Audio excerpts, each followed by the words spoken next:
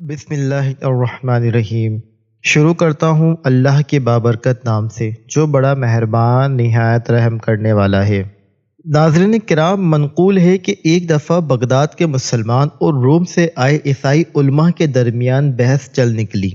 بحث لڑتے لڑتے لڑائی تک پہنچ گئی۔ جب بات قتل و غارت تک پہنچ گئی تو خلیفہ ہارون رشید اور ان کے فوجی وہاں پہنچ گئے اور حالات کو بہتر بناتے ہوئے اور دونوں کے بڑے بڑے علماء کو خلیفہ کے دربار میں پیش کر دیا۔ اسی ہجوم میں شہنشاہ بغداد حضرت وہاب بن عمر المعروف بہلول دانا بھی خلیفہ کے دربار میں پہنچ گئے۔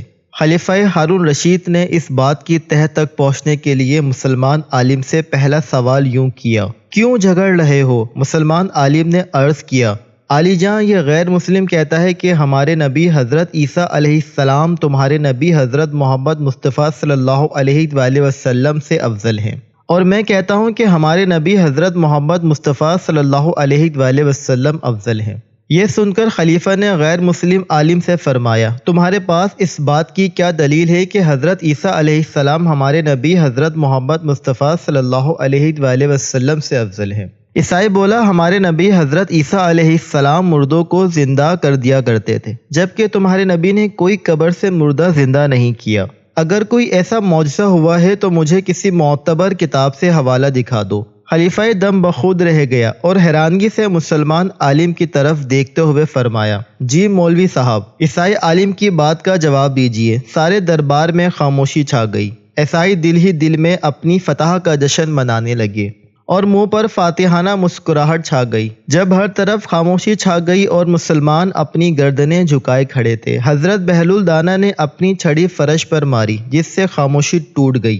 سب کی نظریں بہلول پر چلی گئیں۔ خلیفہ بھی حضرت بہلول دانا کی طرف تکنے لگا۔ تب حضرت بہلول فرمانے لگے: میں نبی کی برابری کبھی نہیں کر سکتا اور نہ ہی ان کے اصحاب کی، لیکن اگر بات میرے نبی کی عزت پر آ رہی ہے تو میں پورے مجموعے میں اعلان کرتا ہوں کہ میں پیارے نبی محمد صلی اللہ علیہ وآلہ وسلم کا غلام اگر قبر سے مردے کو زندہ کر دوں تو تب مان جاؤ گے میرے نبی کی عظمت کو۔ عیسائی عالم فوراً مکرانہ لہجے میں بولے: جی ہاں، کیوں نہیں؟ اگر محمد کا امتی یہ کام کر دے تو پھر تو یہ بات ثابت ہو جائے گی کہ محمد کے لیے مردہ زندہ کرنا کوئی بڑی بات نہیں تھی۔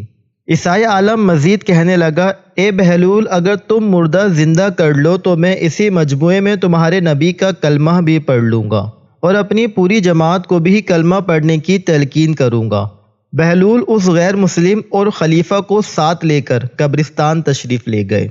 ان کے پیچھے پیچھے مجموعہ بڑھتا گیا، یوں لگتا تھا جیسے سارا بغداد ہی ایک قبرستان میں اکٹھا ہو گیا ہو۔ قبرستان پہنچ کر بہلول نے عیسائی عالم سے کہا: بولو، کس قبر سے مردے کو زندہ کرنا ہے؟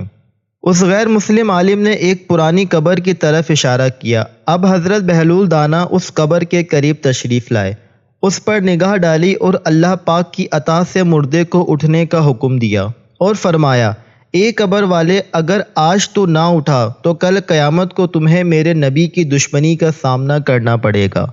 بس قبر کی مٹی ہلنے لگی، قبر کھلی اور مردہ زندہ ہو کر کھڑا ہو گیا۔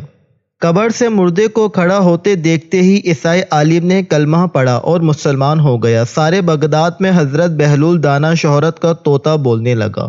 بلا شبہ رسول اکرم صلی اللہ علیہ وآلہ وسلم محبوب دو جہاں، خاتم النبیین اور تمام انبیاء کرام علیہ الصلاۃ والسلام کے سردار اور سب سے افضل و برتر ہیں۔ نیز دیگر انبیاء کرام علیہ السلام میں سے بعض کو بعض پر اللہ تعالیٰ نے بعض اعتبار سے فضیلت عطا فرمائی۔ ہمارے لیے حکم ہے کہ ہم انبیاء کرام علیہ الصلاۃ کی صفات اور خصوصیات کا ذکر مثبت انداز میں کریں۔ امتی کے لیے ایک نبی کا دوسرے نبی سے موازنہ کرنا اور ایک کو دوسرے پر فضیلت دینا، خصوصاً جب کسی نبی علیہ السلام کی شان میں کمی آتی ہو، اس سے ہمیں منع کیا ہے، ورنہ رسول اکرم صلی اللہ علیہ وآلہ وسلم نے خود اللہ تبارک و تعالیٰ کے حکم سے اپنی فضیلت اور اشغاف الفاظ میں بیان فرمائی ہے کہ میں تمام اولاد آدم کا سردار ہوں اور اپنا مقام بیان کرنے میں مجھے کوئی فخر نہیں ہے۔